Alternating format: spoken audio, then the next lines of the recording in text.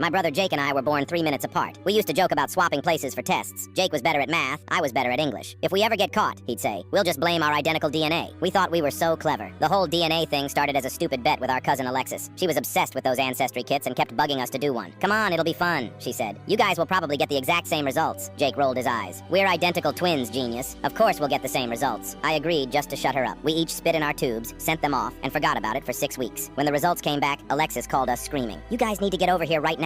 We found her laptop open on the kitchen table. She pointed at the screen with shaky hands. Look at your percentages. Jake leaned over first. Okay, so I'm 43% Irish, 31% German, 18% Italian, and 8% Scandinavian. That sounds about right. Then I looked at mine. My stomach dropped. 42% Irish, 29% German, 20% Italian, 9% Scandinavian. So? Jake asked. Alexis pulled up another screen. Identical twins have identical DNA. Your results should match perfectly, down to the decimal point. But look at the family connections too. That's when we saw it. The website had connected Jake to second cousins on our dad's side that I wasn't connected to. And I was connected to relatives on our mom's side that Jake wasn't showing up for. This has to be a mistake, I said. But Alexis was already pulling up articles on her phone. Guys, I think you might be fraternal twins who just happen to look really similar. We stared at each other. 22 years of being the identical twins, and we weren't even identical. The next morning, Jake confronted our parents. Mom was making coffee when he dropped the printouts on the counter. Care to explain this? Dad looked at the papers and went completely pale. Mom started crying. We found out when you were babies, Mom whispered. The doctor ran some tests because Jake had different blood type markers, but you looked so alike and you were so close, we didn't want to change anything. Change what? I asked. Dad cleared his throat. You were conceived at different times. Jake is biologically both of ours, but you, he looked at me. You have a different biological father. The room went silent. 22 years of my life just shifted. Who? I asked. Mom was sobbing now. Your father and I were separated for 2 months before we got back together. I had a brief relationship with someone else. When I found out I was pregnant, I thought it was your dad's. Then the tests showed Jake and you had different fathers, but by then